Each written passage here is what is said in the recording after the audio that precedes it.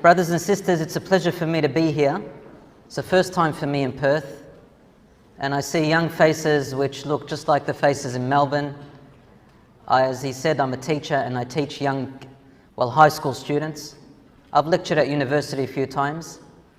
So we've learnt a lot about youth. I was born here myself, in Australia, raised in Australia, among the Australian society and the Western ideals and all of that. I also lived overseas, so got to see the overseas world as well and their traditions.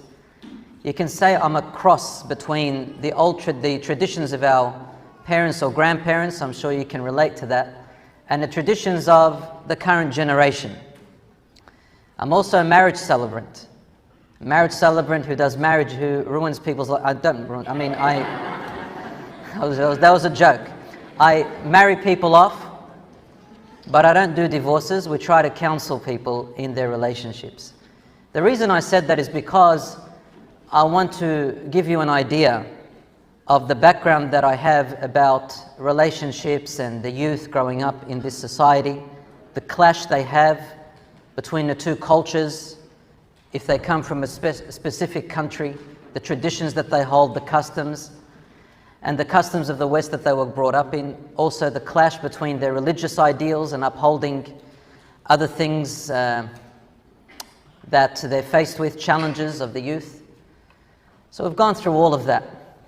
I have a Facebook page. If you look at it, I have so many advices there as well about that. There's also a few series, lectures and talks. There's one called Youth Issues. I'd like you to listen to that. It's recent and it addresses a lot of the stuff that youth are going through. My brothers and sisters, I'm not here to judge. I've got to judge myself before I judge you. But you've invited me here and you've come to listen to me. So what I'm going to do, inshallah, I'm going to present to you an objective approach. Now, the brother said that a lot of you here are academic, you're quite knowledgeable, alhamdulillah. A lot of you are still in high school, some of you are at uni. So you'll know what the word objective means. Just looking at things without judging. And just sharing with you what I've found in this society and giving some advice, some of the problems that we're facing, some of the solutions we can look at. My brothers and sisters, the topic that's been given to me is a sensitive one. It's not an easy topic to talk about. It was easier maybe 20 years ago. I used to give this topic 20 years ago and it was easy to talk to youth and say this is haram and that's haram, and they say, bro, I want to get really religious, I want to get back to Allah subhanahu wa ta'ala. And it used to work a lot, but now there's a lot of this, there's people have advanced more and they're addressing more complex issues. And we're faced with social media. Social media has caused people to think very differently now. There's a lot of self-centeredness as well, and people are thinking about what makes them happy, but they don't understand what happiness means. And so people are leaving, for example, marriages just because they don't feel happy. Sheikh Muhammad Hablus, good friend of mine, walks in, takes over the scene. Haram isn't bad, no, don't worry. Allah yarda alayk. I'm not as thundery as Sheikh Muhammad Hablus, but inshallah, I'll do my best. Brothers and sisters in Islam, so let's begin with the topic that's been given to me. It's part of the 7 who will be shaded under the shade of Allah subhanahu wa ta'ala, that the Prophet sallallahu alayhi wa sallam said they will be shaded. And shaded is a metaphor. It doesn't literally mean that you're going to have a tree that you sit under on the Day of Judgment, or a cloud that's going to be above you. Maybe that's how it's going to look. Allahu a'lam. What it means is that Allah subhanahu wa ta'ala is going to make you a special person on the Day of Judgment. He will choose you from among all the trillions of people from the time of Adam till the end of time. And He will put you under His special protection in such a way that you will not feel the heat of the sun that will be only a mile away from your head. While others are sweating up to their ankles, others will be sweating up to their knees. Some people will be sweating up to their shoulders. And as the Prophet ﷺ said, listen to this, he said, وَمِنْهُمْ مَنْ يُلْجِمُهُ الْعَرَقِ. And some of them, their sweat will make them unable to speak. Will make them unable to speak. So can you imagine how a sweat will be on you if you can't speak? It only means one thing, that the sweat literally will rise like you're sitting inside of a big bucket of water, and the sweat has reached your mouth. And you're on your tiptoes If you open your mouth, the sweat will go into your mouth. So it says, yuljimuhu, unable to speak, can't open their mouth. And they said, Ya Rasulullah, what is this from? He said, everyone according to the sins which they accumulated consciously when they were in the former life. You know what consciously is? You deliberately did it. You knew that it was wrong. You knew the consequence, but you went ahead with it anyway. Some of these sins are forgiven. Allah is the forgiver, the most merciful. So for a person to receive those sweat of their sins, Allah subhanahu wa ta'ala knows that they deserve it. And can you imagine a sweat being heated under the heat of the sun? Boiling under the sun? May Allah subhanahu wa ta'ala save us from that. And other people will be under the types of terrible misery.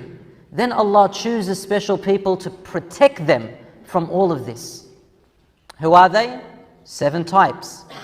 2 types that I'm going to talk about today are, number 1, and the Prophet ﷺ said in Arabic, this hadith is in Sahih Bukhari and Muslim, there's no doubt about its authenticity. He said, وَرَجُلٌ دَعَتْهُ امْرَأَةٌ ذَاتُ مَنْصِبٍ وَجَمَالٍ فَقَالَ إِنِّي أَخَافُ اللَّهِ. And a man whom a woman, I'll translate it first, whom a woman with prestige or power and beauty calls him, seduces him, and he says, I fear Allah. That's the first one. And the second one I'm going to talk about, وَرَجُلٌ ذَكَرَ اللَّهَ خَالِيًا فَفَاضَتْ عَيْنَهُ. And a man who in the middle of the night, when no one was around, he was alone, he remembers Allah, and from that remembrance, his eyes become teary. First question, sisters are asking, I can hear you. You're saying, why is it a man? Number 1, it's got to do with Arabic language. When the Prophet ﷺ was addressing the people, most often he would address the men in front of him, isn't that correct? So he would say, وَرَجُلٌ.